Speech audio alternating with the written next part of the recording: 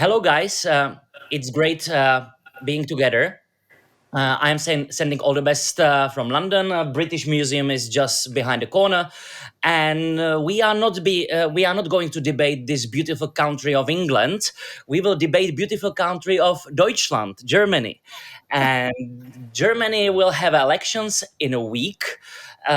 It looks good for our friends on a right, but it looks even better for our friends on a far right, who are currently, based on Deutsche Welle, they are polling 21, 22% and going up, up, up. And as Hannah Arendt rightly pointed out, extremists, either on the right or on the left, they are just two sides of one coin. But we are not experts, Daniel and me. Even though Daniel is half Austrian, as he said, and he's not from Seboim but from Wittengau. So we brought here a real expert, German ambassador, His Excellency Andreas Kunne. Andreas, great having you.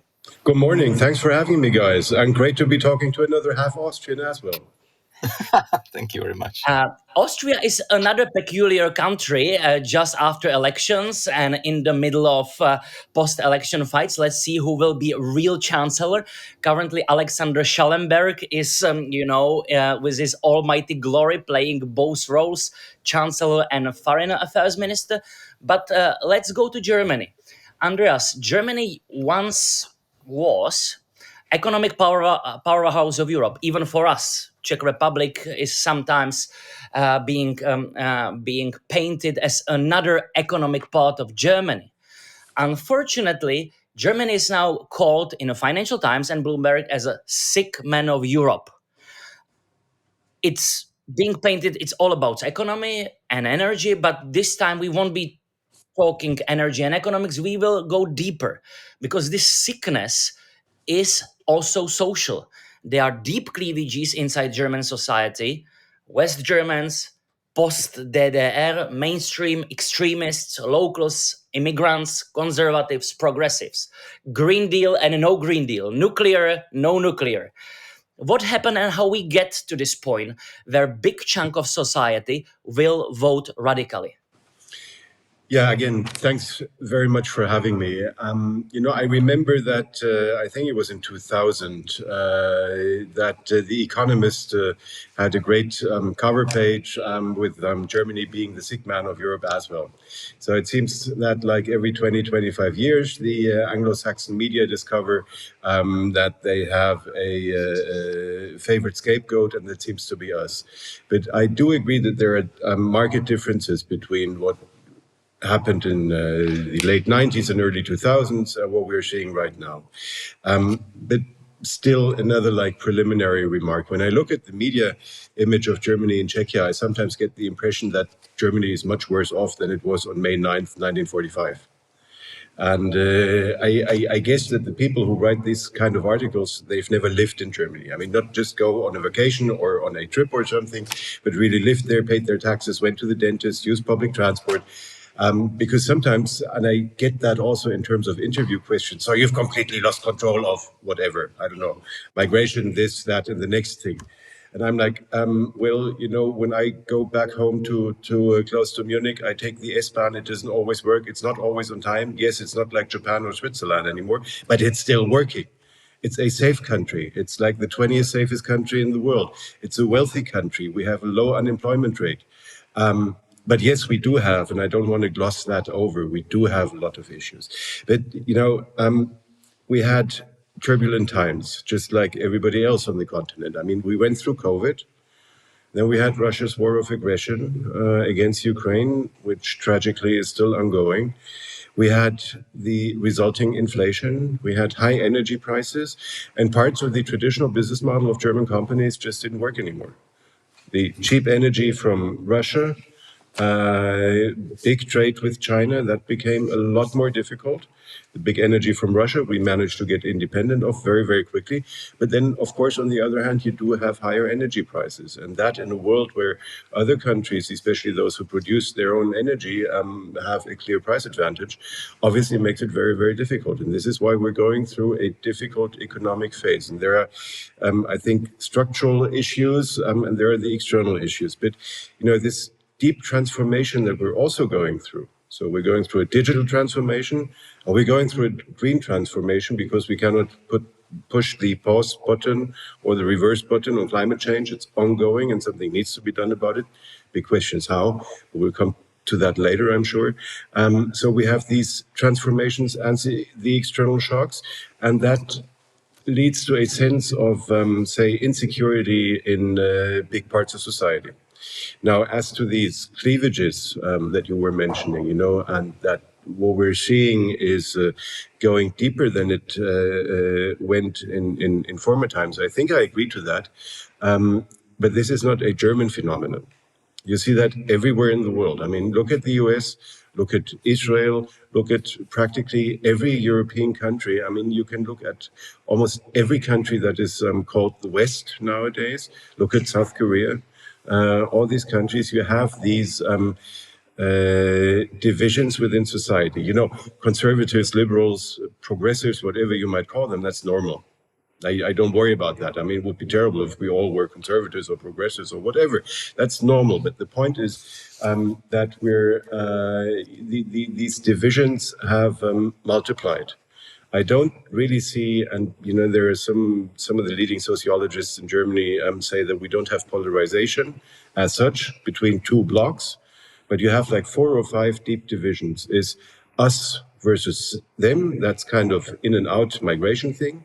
It's still top and bottom in terms of the economy. It's identity. And that is things such as gender. And do we accept that people have a different sexual orientation or not? That also entails a lot of the metaphysical issues, but that has become quite an issue in terms of how you define yourself. And you also have, I think, a division on, say, wealth versus planet. So you have a really deep division between people who say, no, I need to look after my own well-being first, and the rest, well, I mean, if everyone, the famous old saying, if everyone is looking for himself or herself, then everyone is fine afterwards. And the other group who are saying, no, we need to take care of this planet actually being able to survive another 200 years with some kind of changed business models. So all these issues they don't combine, but they lead to 4 or 5 different groupings.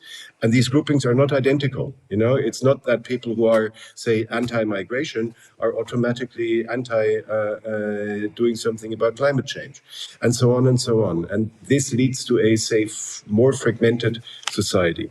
And I think that where I see a real deficit is that I believe that the traditional parties all over the West are struggling to move away from their traditional business model. And the traditional business model is that the conservatives yell at the social democrats and vice versa, which is good and nice. And as I said, I would hate to live in a society where everyone is social democrat or conservative or whatever, but that's not the issue anymore. And I think that the understanding that facts have it much harder to assert themselves, the understanding that due to the explosion of the outreach of social media, the kind of messaging that is possible, the kind of disinformation that is possible, the kind of interesting ideas that are being spread, that narratives have become more important than facts. And you can see that reflected in many elections where it's absolutely obvious that people vote against their own economic interests because they believe the stories they're being told. And that is something that I don't see the traditional parties really, obviously there are people in there who are much smarter than me and probably all of us, but it's kind of very hard for them to move away from their traditional ways. And you can see that, I mean, in our election campaign, obviously I can see it that our party leaders are, doing the traditional thing. But what does encourage me to an extent is, like last night, we had a discussion of the smaller parties. I mean, it's basically like what a Belgian foreign minister said about Europe decades ago. There are no big countries in Europe. There are just small countries who believe they are big. And now we don't have big parties, just small parties who believe they are big, maybe with one exception. So the leaders of the so-called small parties discussed. And there was also a clear division between the AfD representative and the others. So that was clear. So I think we're getting to the point where the traditional parties also see that this is, kind of a uniting element. But it's incredibly hard. I'm a civil servant. It's hard for me to say. I don't need to get elected. It's easy for me to say, sorry, I don't have to be elected. And it's a very complicated thing. But if we don't come to terms with that, if we don't get a hold of this issue, and if we don't manage to, make facts great again, we're running into a real issue everywhere in the West. It's not just Germany. In fact, we're a latecomer to all this.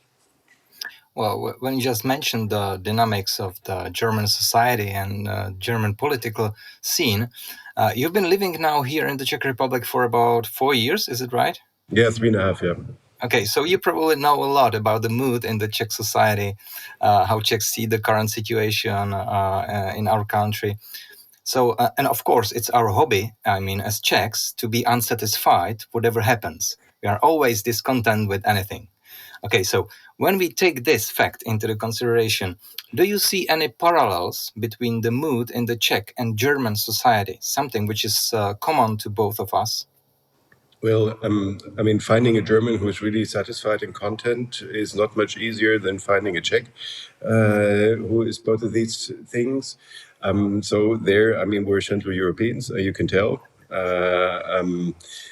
In almost every respect, you can tell that we're Central Europeans, which is also good because when you're, when you're close to saying, "Oh, everything's fine, we're good," then the kind of incentive to move on and do something else and do something new and kind of improve things, that incentive is relatively small. So I don't think it's all bad. But what I do see is a clear difference in the political, what we call discourse in German. So in the kind of overarching discussion between Germany and Czechia. And the thing, part of it, I guess, is due to the different sizes of the public. But I have the impression that Czechia is, in many respects, in a better position because there is a consensus on many issues where we don't have consensus on Germany. Whether I like that consensus or not doesn't matter, but there is a consensus, like on nuclear energy, like on migration. I think the consensus on migration in Czechia is much bigger than it is in Germany, and including on the positive aspects of migration, as far as the people who came here from former Yugoslavia 30 years ago and the people now who've come here from Ukraine is concerned. And that makes it easier in some respects. And there obviously also is consensus on blaming Germany for everything. That's the part I don't like, because also it makes it easy for everybody to hide behind us and say, well, what should we do? The Germans, it's all the Germans' fault. We can't do anything about it. And, so we're fine. That part of the consensus I obviously am not too happy with, but the other parts I sometimes envy you guys for it. But obviously in the kind of public that we have in the public domain in Germany, that's impossible to achieve. But this, Spatna Nalada, that has a certain attractiveness to many Germans as well. And I honestly believe this is part of the issue.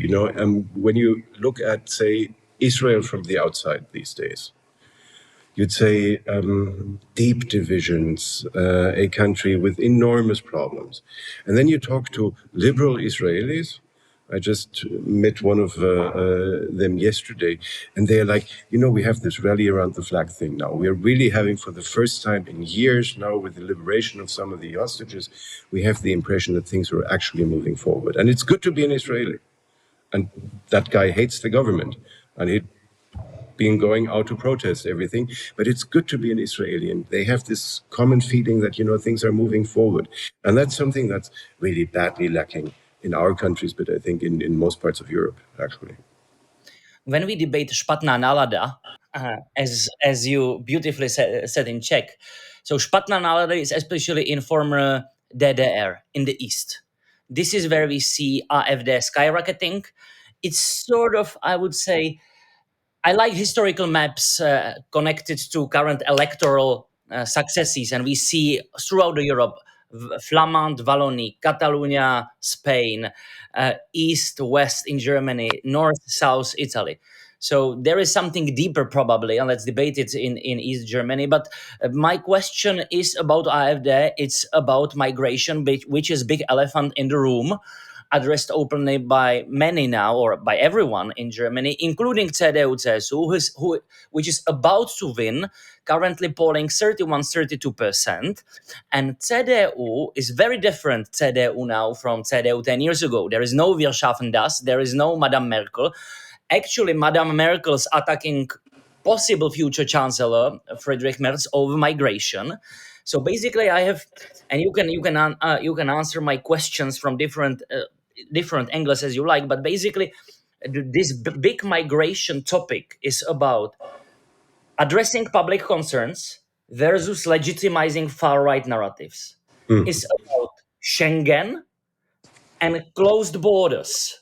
We saw it in a Bild 2 weeks ago after that bloody incident. There is also about possible or impossible amitié between Friedrich Merz and Alice, that especially voters on the left, Green and Social Democrats, are very concerned about, as Deutsche Welle pointed out. So this migration debate, 1 week before elections, how you see it? I mean, first of all, you'll understand as an ambassador, I'm not going to be able to comment on party politics. And I think you were also asking about the line between, legitimizing narratives, anti-migration, extreme right-wing narratives, and addressing public concerns. And I think that line is can be drawn quite easily if we talk about it in a, value-based manner. I know that's also gone kind of out of fashion, but the line is relatively easy. The line is right where you base your line of argument on facts or on fear. And the line is right there where you either criticize everything, oppose everything, or actually suggest solutions. And by solutions, I don't mean, sending everyone out and withdrawing their citizenship, but I mean workable solutions, and workable not just in the technocratic sense of the word, but also in the sense of solutions that do respect the European legal framework, and solutions that do respect our fundamental interests and values.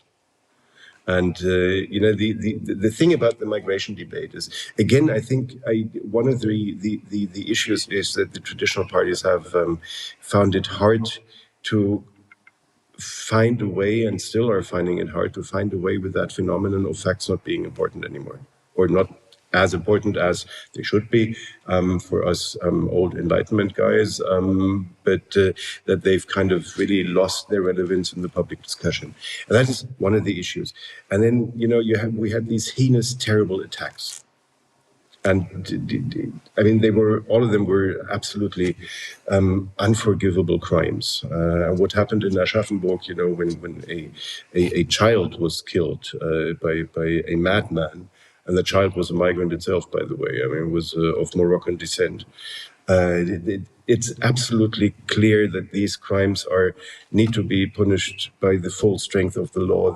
And it is absolutely clear that mistakes had been made by our authorities before, because both the guy in Magdeburg had been observed by our domestic services, and the guy in Aschaffenburg, it was also obvious that he had psychological problems.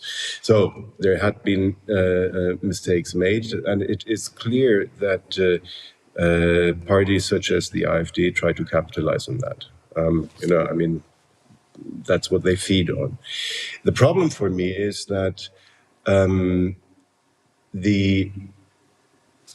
what follows then is not a discussion on what can we actually be doing in terms of where are the real issues.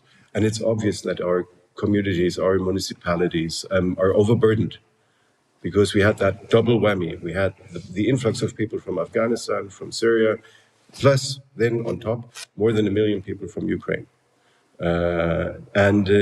To just provide the logistics for that number of people has been overburdening our municipalities pretty badly. And that is obvious.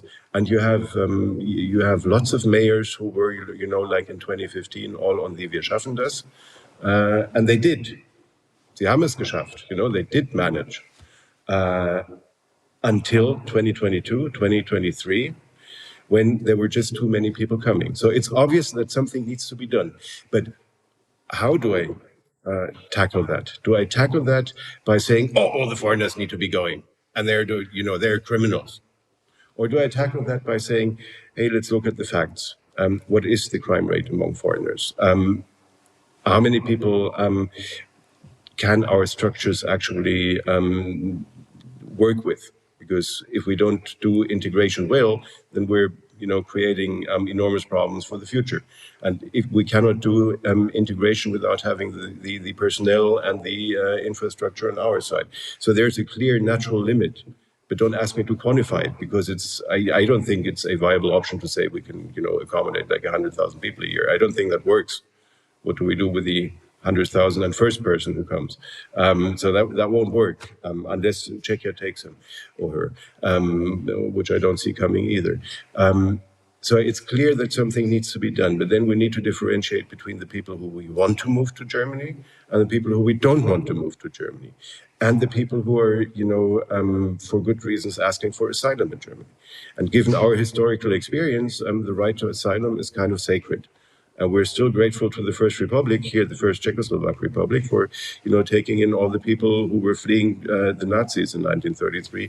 You all know that Prague was one of the capitals of German exile. So, getting all this together requires a differentiated approach, which is impossible to do in an electoral campaign, I know. But what is important here is that we come to a point where the traditional parties leave enough room open for consensus. And that's where we're inevitably going to be headed. The coalition negotiations will be dramatic, I'm sure, but they'll succeed in the end, and migration will be the issue number one. Personally, I feel migration should be the issue number 3 or 2. Because,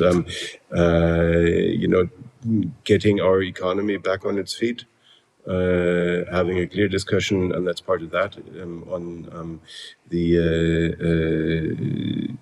pro and con of the debt brake would be a major issue. Getting our infrastructure back up to speed would be a major issue. And then how do we deal with the geopolitical situation? Security would be, for me, the number 2 issue, and migration the number 3. Now, obviously, they're all intertwined, but due to the dynamics, but that would have happened 20 years ago as well. Without the AfD, the dynamics would have been similar, but just not that, radical. Due to the dynamics, it's not going to be in that sequence. Yeah, the migration is probably only one of the problems that Germany has to cope with. And the far-right parties and far-left parties are playing on the fear string, as you have mentioned already. But when we look at the polls, these parties probably stay away of the government, of course. But what we can await is probably a big coalition of at least 3 parties with very different view of solving problems. So my question is quite clear: how difficult it will be after the election to govern the country with such a very complicated coalition? I remember 2021 and the result of the Czech elections, where in the end it was a matter of a few thousand votes, whether some of the parties make it across the 5% threshold or not. And it was, I think, impossible to predict, even for the best pollsters, how this will turn out eventually. Now, I'll give you the precise election results later at the bar. No, but it's impossible to say how exactly this will end. Will the Liberals make it back into the Bundestag? Will the BSV, so the Sarah Wagenknecht movement, make it into the Bundestag? Up to now, they're scoring consistently below 5%, at around 4%, both of them. And that makes a huge difference, whether you have these 2 groups in there or not. Will the AfD be below 25%? How far below 25%? How much above or beyond 30%? If so, will the Conservatives be? And how many people will the Social Democrats and the Greens be able to mobilize in the remaining, what do we have, 16 days before the elections? Impossible to say right now. There was a Deutschland trend yesterday that was published yesterday, where the changes and the movements there were relatively minor. Some people had expected them to be much more substantial after what happened last week in the Bundestag. With Friedrich Merz's initiatives in the Bundestag. But in the end, the changes were minor. My personal wish, and not ambassador just left the room, so it's just me here. My personal wish would be that we have a two-party coalition, because that's doable. And I see scenarios where that's possible. If I were an economist working for a central bank, that would be my upside, 15% upside scenario. So might be coming, but chances are that we'll have a three-party coalition. And that will not be fiendishly difficult, but it will be difficult. And, when I look at signals I'm getting now from the Conservative Social Democrats and the Greens, I see that they've kind of, toned down on their rhetoric vis-a-vis each other, not on the overall. Obviously, they're in the middle of an electoral campaign that doesn't live off being nice to others. But even the CSU have not explicitly excluded doing a coalition with the Greens now. So, and in the end, traditionally, Germany is a consensus culture, much like, Central Europe, much like you guys. In the end, we've always been a consensus culture when we were doing well. So I hope that among the non-radicals, we'll manage. But it's impossible to say right now. We started our debate on a far right, talking about migration. Now we are in the center. So now let's move to the left. On a far right, we have, let's say, 21, 22, 23% of society who will vote that way. On the left, if we combine Linke and Sarah, we're going to be at, let's say, 10, 12%. It's connected to economic protectionism, skepticism of globalization, also strict migration controls. Not for the left, for the others, yes. For the others. But basically, who are these voters? Where this feeling in the society coming from? Is it still sort of like, Ostpolitik 70s, no nuclear weapons, no army? So it's more romantic? Or it's people who are afraid of inflation, poverty, foreigners stealing our job kind of thing? So it's more ideas as ideas, or basically focus on current problems post-COVID? Now, if you'd have to guess what kind of a reply you'll get from a diplomat to that, what would your guess be? Right, it's both. But, for a change, I'm convinced that it actually is both. You have these groups, and especially with the traditional Die Linke, so left voters, both in East Germany and West Germany. And there is something to the East-West divide, but it's not that easy. There's also North-South. There's also the different sociological background. So it's not, and even in the East, I mean, you can say in Czechia that the former Sudetenland is a structurally disadvantaged area. And then you go to Liberec and you're like, maybe I'm wrong. And you go to other places and you say, oh, yes, I'm right. And, you go to Leipzig and you won't find too many people who would fit into the criteria you just mentioned on what qualifies who as the typical East German. So that, it's more complicated than that. But I think that it's people who fear or who feel really that they've been disenfranchised, not of their right to vote, obviously, but that they've been left behind. And I think we're to blame for that ourselves to an extent. I mean, now, obviously, everybody is responsible for her or himself, but to an extent, we're also responsible for that. These people went through a transformation that people from the West didn't go through. And the 90s were not the best of times for East Germany. You remember mass unemployment, the whole structure went away. I mean, this is like the same experience that people in Czechia went through. but you didn't have the arrogant neighbor from the West who always told you, no, we do it this way. Oh, we've done that now for 50 years this way. Okay, it wasn't 50, but never mind. We've done that now in this way for decades, and you'll just take our constitution, you'll take our political system, and by the way, your new elite will also be coming from the West. And we know everything better than you do. So that you didn't have. That did not lead to an extremely high level of satisfaction. Then you have the demographic issue. You had a lot of outmigration from the East immediately, started end of 89, was immediately a lot of outmigration. You have traditional places where industry was very strong. I mean, you know that. You have the same issue here. That collapsed, basically. And you have places where there used to be 120,000 people, where today you have 35,000 people. Now, public infrastructure has deteriorated in these areas. The politicians tell you, yeah, it could be worse, and still, your Panelag is better than the other guy's Panelag and whatever. But it's not like that there is a feeling that things are really moving forward. And then it's kind of understandable that these people feel they've been disenfranchised. It's kind of understandable that they fear their economic and social decline or their children's economic and social decline. And that's exactly the kind of people who are vulnerable to radical political movements and parties. I mean, it's silly to draw a comparison over 90 years of history, but coincidentally, the electorate of the Nazis has been very well researched. That was exactly the kind of people. I mean, obviously not East Germans, because that thing didn't exist then, although many people lived in Thüringen.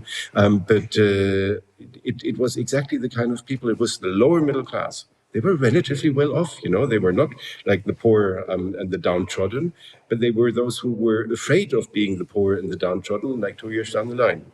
And this is something that we see again. And I think, there are many people in East Germany who have been consistently arguing for a more open discussion. But what I see also still happening, I'm a West German, so I'm a bit, doing this thing here. What I still see happening in West Germany is that when we discuss the AfD, it's an East German thing. Okay, it was number 3 in Bavaria, number 2 in Hessen. No, it's an East German thing. And, the East Germans have to do something about it. And everything that happened after 1990 that didn't go well was the East German fault. And that's not a good approach. I think we're getting there. But the reunification was a highly complicated process, and it had to be done at extremely high speed. And I think there weren't too many viable alternatives to the routes we were taking, just because of the geopolitical situation. Obviously, it would have been better to give ourselves 10 years, but then, the Soviet Union would have, the empire would have come back. So it had to be done in that way and so quickly. But I think that now, 35 years later, we have to realize that we need to discuss many of these issues a bit more openly. But, this is not going to help the guys living in Schwedt or Hoyerswerda, but it's something that I think has to start also coming from the political parties and from the traditional political parties. Having said all that, I don't find these things shouldn't be taken like kind of an easy excuse for doing or saying the most stupid things on earth. So there's still, at the end, there is the responsibility of every individual for whatever he or she is doing. And to vote for a party that is openly extremist, like the AfD. That for me is something, I understand how you get there, but it's still something that I find very hard, to accept. But it's also something where the traditional parties just have to change their tune. And also, we as parts of the so-called elite have to change our tune. And I think one of the issues is also that we've always been telling these people, you're Nazis. And that doesn't turn you into a Nazi, but it turns you into somebody who is, using his middle finger whenever he sees someone from the elites come there. Germans hate being called Nazis, apart from 10% who really are 10, 12%, like in every society, who are real right-wing extremists. But otherwise, people hate being called Nazis, and you actually push them into that corner when you do that too often. So it's tricky. So if I understand it right, because the reasons, all the reasons you have just mentioned, the distinctions between the Western Germany and the Eastern Germany, or former Western and former Eastern Germany, you are convinced that they will survive into the future. Is it right or not? I think that there are areas in East Germany where you don't see that anymore. And again, now we'd move, I'd say like Leipzig would be one of these places, or maybe Jena. But then people from Leipzig would tell me, no, but we have the issues in that part of the city and that part of the city. But like the overall, I think, functioning of the civil society there shows that these places are already at a different spot. But I'm not talking about divisions, I'm talking about very different points of departure. And I'm talking about difficulties in talking to each other. In Berlin, which is like the laboratory in many respects, in Berlin you can see that where there's a lot of mobility, in terms of real mobility, people move in, move out, move in, move out, move in, move out, in those parts of the city, like inside the S-Bahn circle, I think reunification has worked perfectly well. And migration has worked, especially inner German migration, but also the outside migration has worked remarkably well. The further you move out, away from the S-Bahn circle, you go to areas where you have all the Panelak. You see a more radicalized, polarized approach of the people. So it's not that easy. It's east-west, but it's areas that, because they have this history, have probably really been left behind, or at least have good points in order to say we have been left behind. And this will obviously persist, but it's not like a given that 10 years from now we'll be at the same spot. And I think that in the West also we see a growing awareness that maybe we haven't done everything right. Even though we're Germans and we always do everything right, but sometimes. My last question has been crafted for diplomat, or maybe better for someone who is thinking and working on representing Germany outside. When nation is struggling, it's many times inward looking. We see it post Brexit for 10 years. We see isolationist movement in the United States. It's quite normal that you do a little introspection. Unfortunately, long 90s are gone. Globalization that powered especially German and Czech export model of economy is gone. A lot of markets gone, and more problems are coming. These problems won't wait. Ukraine won't wait. Defense in Europe won't wait. And Donald Trump is not waiting. So let's say there will be, sooner than later, hopefully, there will be some stable government and some persona in chancellery in Berlin.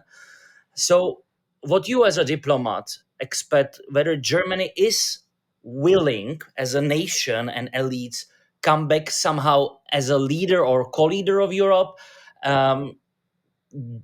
Will there be some German leadership? And to have a leadership, you need to answer these painful questions we are talking about, for example, on nuclear energy. Can we lead in Europe? Yes, we can. Can we lead alone? No. And also, I think, bear in mind that when you go out on the street and ask two random persons what they understand when they hear the word leadership, or the word German leadership, you'd be hearing very different answers. And I can already, assuming we'll take over a kind of leadership role again. And I think we've never really given up on that. It's just different ways of, having this, of filling that leadership role with life. But I can already hear the chorus of critics here in Czechia saying, no, you're not doing that right. And you're doing this wrong and you're doing this wrong. So that that's probably the other side of the coin there, in terms of leadership. But again, it's important, I think, to have the dimensions also in place in your head. Like when we look at defense now, if Germany would increase its defense spending to 3% of GDP, now just imagine what kind of money we're talking about. And just imagine what kind of army we'd have in the middle of Europe. Now, obviously, I, as a German and as a German representative, of the German government, I am confident that we'll use that power, if we ever have it, in a very constructive and value-based way.